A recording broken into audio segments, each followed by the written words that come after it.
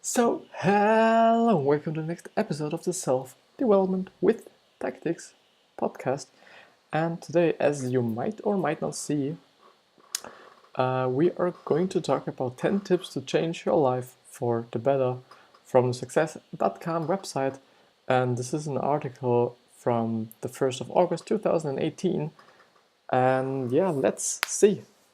And it's actually, as I see, and as you can see here, it's from their stuff website, the stuff from the website. And yeah, let's see. I've just glimpsed a little bit into it so that I can provide any kind of value. But I guess even when we are going through this too quickly, there are several other articles which seemed to be interesting. But enough talking. Let's start. And the first point they point out is start at the end. The end, sorry. What's your wildest dream? Maybe it's not as crazy as colonizing, colonizing Mars, but it should feel like a stretch. Start there and work backward. Identify 10 steps to get from that big goal to where you are now. And I just thought about it, and I think this is just a pretty good advice, because then, for me, as I was thinking through it, it doesn't seem to be that much work up to this point. And so it's a little bit less, a little bit more, reachable, I think. And the second one, reach out. Pride cometh before the fall. No matter how sharp or talented you are, there's a good chance you would be even better with help. If you're dealing with tough circumstances, ask for a favor. And that's really something I hate. And I really hate it, because I don't really want to I don't really like to ask other people, especially when they are strangers. Asking friends and so on is okay for me, but I'm not a guy which likes to be teached at or something, by people who I think aren't that much ahead of me, or just aren't, but only in certain circumstances, as they say. But I think, and you should also.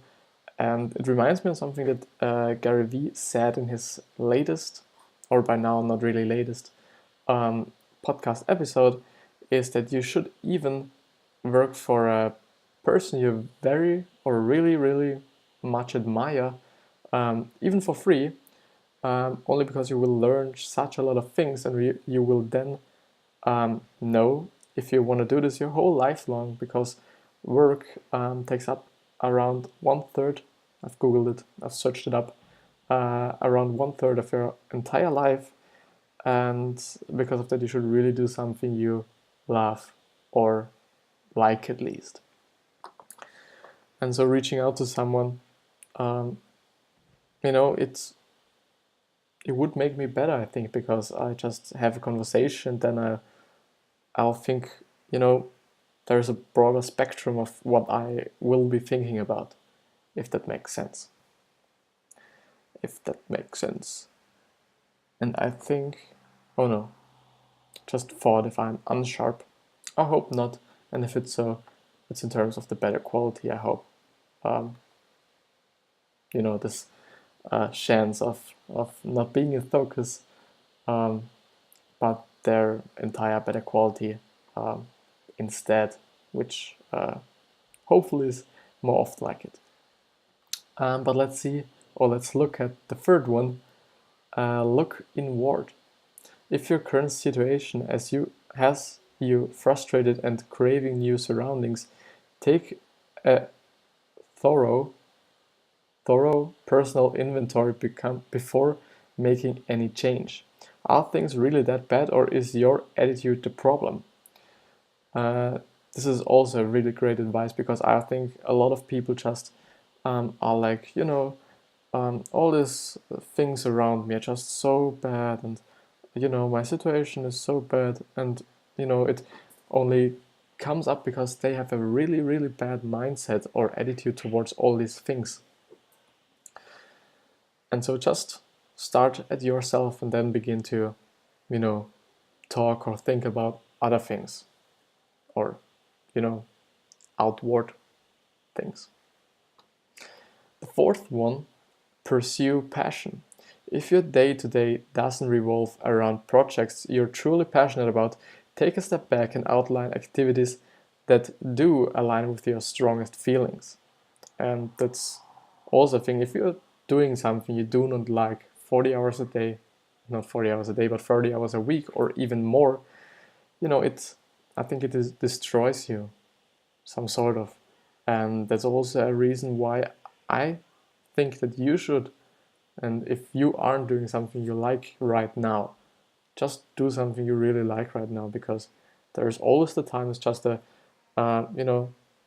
just in terms of preferences, or even if you're working for 8 hours a day on some bullshit you do not like, there, around, let's say 3 hours afterwards, you can take up to make something you are really passionate about, or you can even work into the night, just do something you really like, and I think it will make your entire life, much better, much better, I think.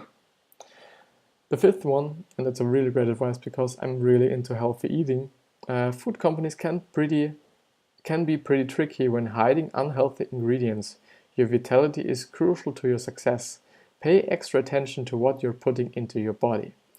Also because if you just eat a lot of sugary things and or unhealthy things, you tend to be, or I tended to be way sleepier than I am right now, because I do not eat any sugary stuff with added sugar, not like bananas or, I don't know, oranges. I just eat these things as well, but I do not eat things with added sugar, and nothing else that's unhealthy like chocolate or some other sweets.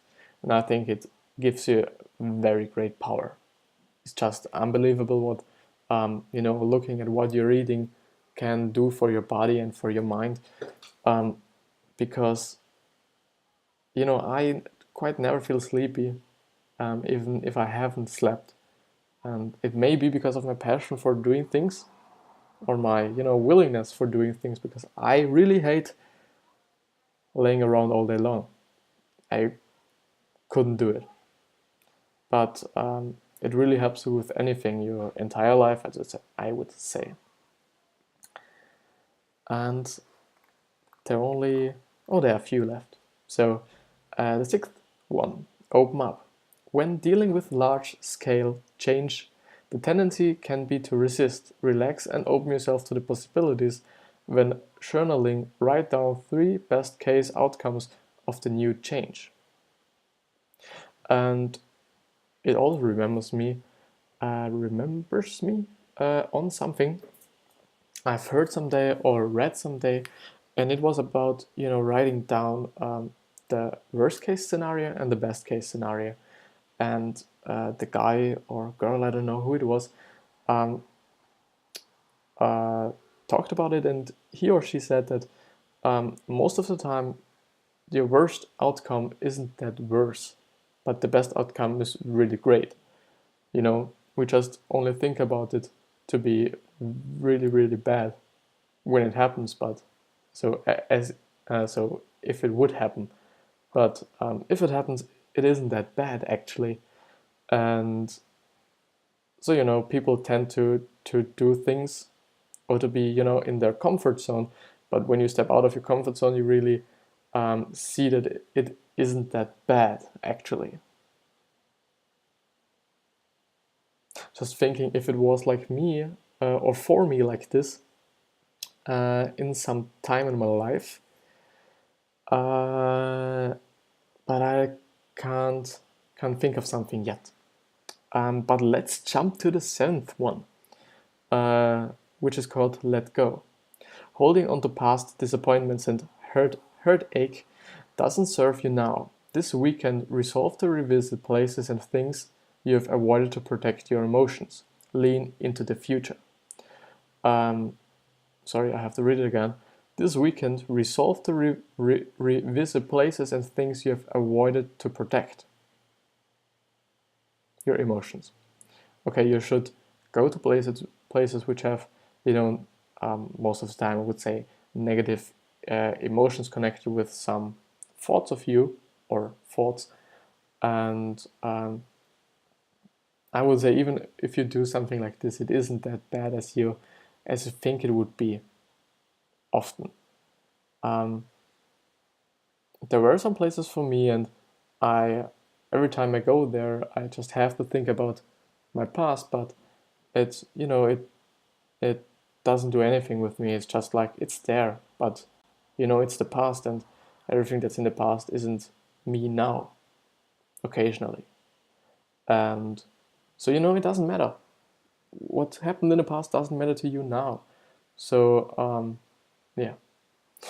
The eighth one, talk it out.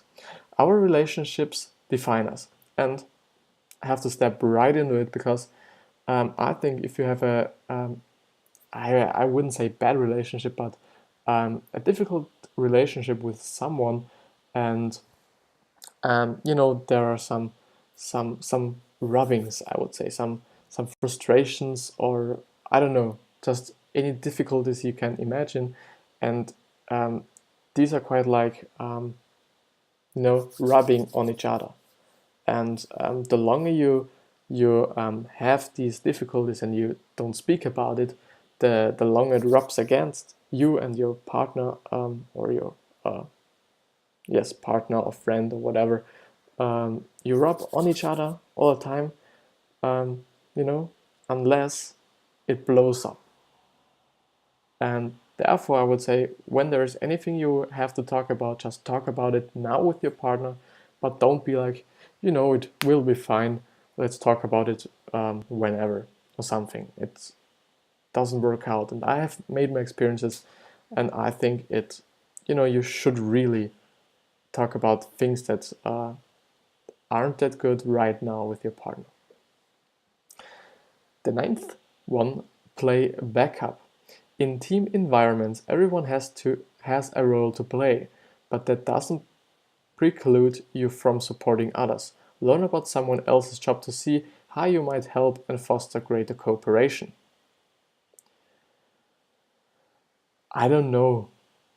I really don't know if this is a good point, because I think you can help someone by just not criticizing them, but by helping them to see if, I always give the example of the design. If someone comes up to you and asks you, is this a great design? Or you just came up to them. So actually, it's a great point, because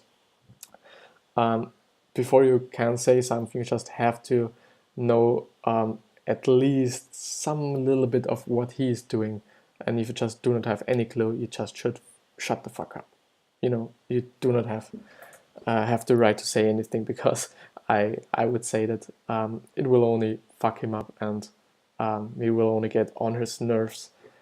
And yeah, but it's actually just a uncommon advice. But if you have the time, and if there is someone who you really want to help, and the subject they're working is interesting to you, why shouldn't you? So yeah. And the 10th one, we are only 15 minutes in, and so afterwards we will definitely do something else. Make today the best day. If you desire something greater for yourself, don't put off your plans to change until some later date. Tonight, sketch out your new daily disciplines and start living them right away. It always reminds me something like this on a German motivational speaker, and I think he's actually a millionaire, Bodo Schäfer. It's this guy, Bodo. He has written several good books, or I don't know if they are best-selling, but some of them, like Ein Hund namens Money, which is a dog named Money. they got translated in several languages, and so he's a good speaker, he's a good author, and he is a good businessman, I think. And he said that if you really want to do something, and you just the percentage of you doing this after if you don't do it right now, the chance that you do it afterwards, if you haven't done it right now, is 91% against you or something. Take it with a grain of salt, but it was definitely a pretty high number. And at my point of view, you should always do, if you really want to do something good for your life, do it right ahead. And it helped me doing a lot of things, like this YouTube thing and the social media thing wouldn't be here if I haven't done it right away after I have just thought about it, because it just gets lost in your mind or something, and you just be like, oh no, it wasn't a great idea, this idea. And these were some things I had often. I had some ideas, and I didn't, I just thought about them, and the next day I was like, they were actually shit. And often you talk like this, or you think like this about things that aren't actually that bad. And so just do it now, and you can always, stop it afterwards, I would say. I'm really just diving into it and diving into speaking, because on the first few points I was just a little bit disappointed with my speaking ability in this episode, to be honest with you, because I want to improve, and sometimes it's quite hard for me. But let's see. And it's always good if you type in tips on any success platform, if it's Forbes, Inc., Success, Business Insider, or whatever.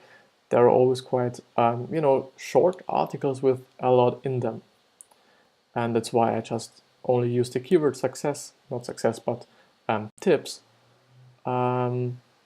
7 daily self-love tips,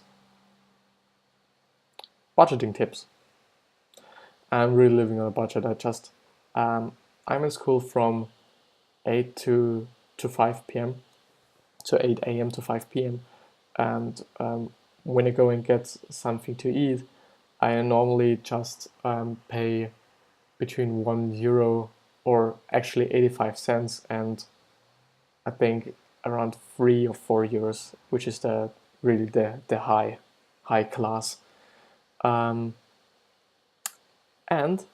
let's see what the tips of 6 real life budgeting tips to save more money can give you. It's from the January,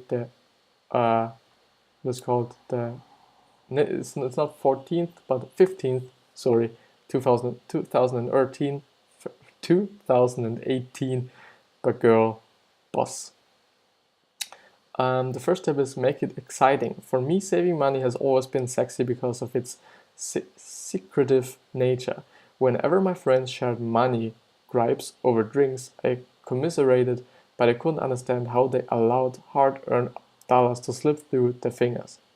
Early on, I was told to put away at least 10% of whatever I made into a separate account, be it savings, 401k or something else, and never touch it. It took this advice to heart and have realized that once it's out of sight, I don't miss the money. But boy, I do admire its growth.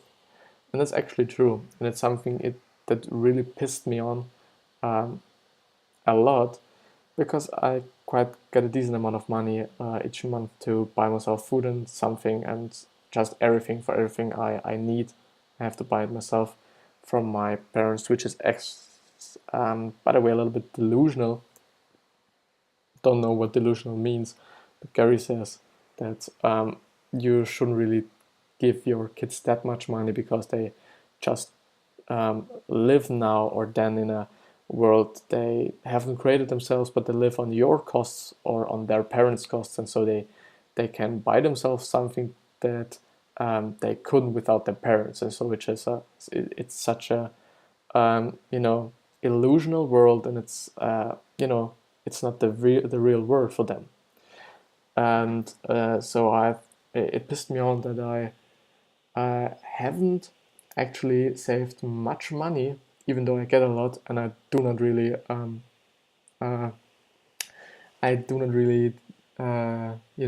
buy a lot of things. Not really. I just um, since I think this month I haven't bought anything because I'm just really, I have to save money. This is my attitude right now.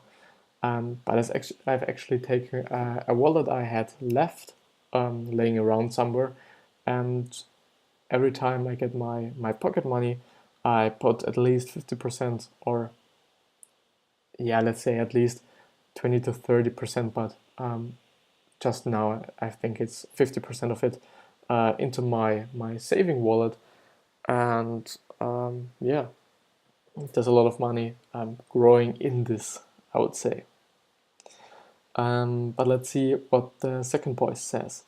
Not all sales are created equal. Everyone likes a deal, but I've created my own art to do it. The art of patience and timing. New York City spoils me with designer sample sales, but I have to be discerning. Just because something is on sale doesn't mean it's worth the money. Some of the highest quality clothes and shoes in my closet have cost less than a latte. Also a latte. Seriously. After I started selling items on Poshmark or popular buying and reselling app, my passion for shopping turned into a self-funded hobby. And it's also something that I've learned is that even if something is on sale, you do not actually need it, but you just only buy it because it's on sale. And so instead of buying something on sale, just do not buy anything. If you need something, it's something different. If you need something, if I think it's okay to get something that's on sales. Just a lot of something there, I know. But if you do not need anything, why wouldn't you buy something? Or why would you buy something that's on sale, but you don't need anything? Just doesn't make any sense for me. But it's the warehouses and the seller's trick to do sales, and then people come and buy it even though they don't need it. And the third one, because 3 is a good number, uh, threat yourself, treat yourself, not threat yourself. Treat yourself for less. I've always been a hair care girl and have a cabinet full of products to prove it. But since when does a simple haircut have to cost a Benjamin? The shock grows when I see the cost of certain treatments. I can't justify doing my hair for the price of a plane ticket, which is how I came across with the website saloonapprentice.com. In most major cities, hairstylists in training look for hair models to practice on. To put it on simply, you can get your hair professionally done at top saloons for the cost of a tip. Similarly, makeup giants like Sephora offer complimentary mini facials and makeovers, making it impossible to say no to a night out because of finances. There is no shame in grabbing a deal. And actually, this is something I was talking about yesterday with some people. One of them just was like, you can go to the people learning how to cut hair, and you get a haircut for pretty low bucks. And I was like, I need a haircut, and I will definitely do this. I think because, spending like 2 or 3 euros on a haircut is just great, you know. So it's just like a tip. This would be really great because I need one, but I don't really want to pay 20 euros, or which would be also $20 on a haircut. I think that's just, I don't need it. But actually, I think this is the end of the episode, and it went pretty good, pretty good, from the beginning on to now. I really have to thank you for you listening or watching to this episode. If there are any questions, down in the description, write something, or there's all the social media links or profiles I have linked in the description of the YouTube video and also of the podcast. or this episode. And for that, thank you very much, and I'll see you the next time.